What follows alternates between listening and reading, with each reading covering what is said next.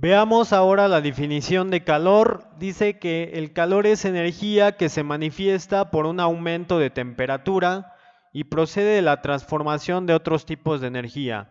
Entonces, ese aumento de la energía cinética molecular surge a raíz de una transferencia de calor hacia determinado sistema termodinámico.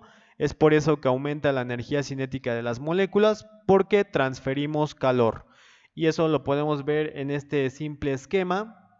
Podemos ver este esquema del sistema termodinámico, en donde si agregamos calor, esas moléculas van a adquirir mayor energía cinética.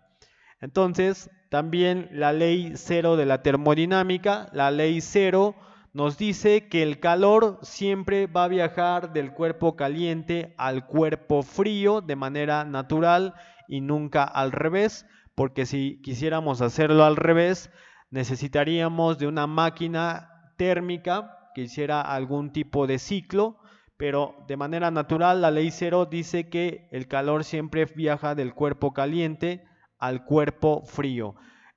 Con la letra Q vamos a denotar el calor que se transfiere y aquí vemos claramente que el calor se está transfiriendo del cuerpo de mayor temperatura al de menor temperatura.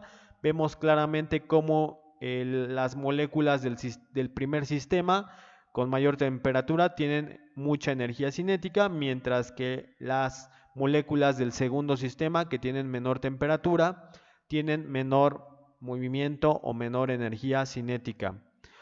De aquí pues podemos completar esta ley cero de la termodinámica.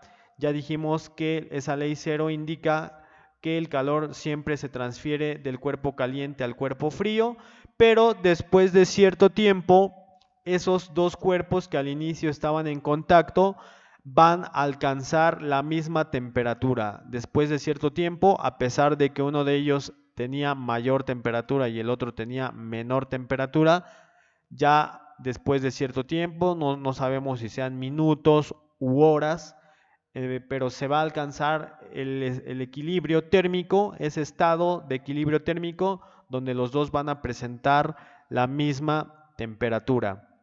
Entonces, lo que también podemos hacer para este estudio del calor es utilizar la ecuación de calor, que va a tener estas variables, la Q igual a M por multiplicado por CE por, y tenemos un incremento de T. Este triángulo pequeño significa incremento o puede ser un incremento o disminución, ya lo explicaremos a detalle a continuación.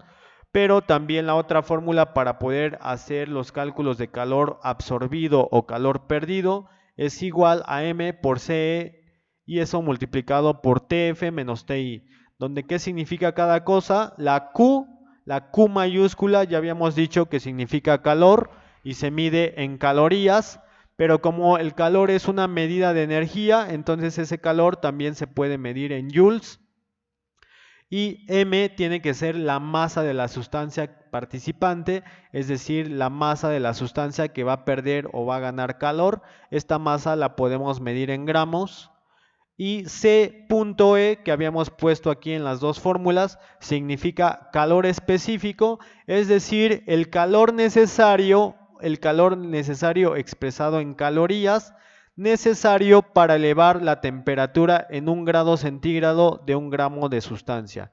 Entonces, este calor específico nos indica cuánto calor requieren de absorber los distintos materiales, porque pues podemos tener el calor que absorbe el agua o también podemos tener el calor que absorbe el mercurio o otra sustancia diferente, por eso se dice que es específico, cada sustancia va a absorber determinada cantidad de calor y sus unidades son estas que vamos a estar trabajando. Pero también ese calor específico puede tener unidades de calorías, pero también de joules, porque al principio lo dijimos, que el calor, al ser un tipo de energía, puede ser medido en calorías o en joules, y por eso es que hay dos maneras de momento, al menos para estos temas iniciales de calorimetría, tenemos al menos estas dos unidades, ya sea el calor específico medido en calorías o el calor específico medido en joules, y las unidades de masa y de temperatura, esas quedan fijas.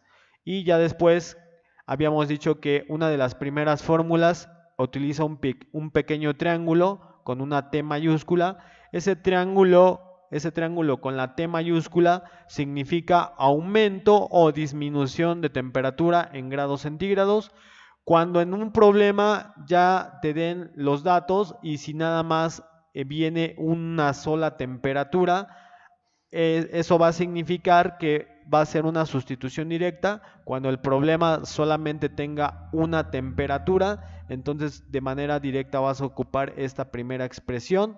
Y ya cuando un problema traiga TI y TF, ¿qué significa TI? Significa temperatura inicial medida en grados centígrados. ¿Y qué significa TF? Temperatura final en grados centígrados.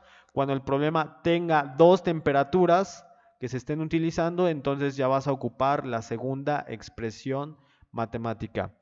No te pierdas los siguientes videos donde ya vamos a resolver problemas justamente de eso, de calor absorbido o calor perdido por diferentes tipos de sustancias.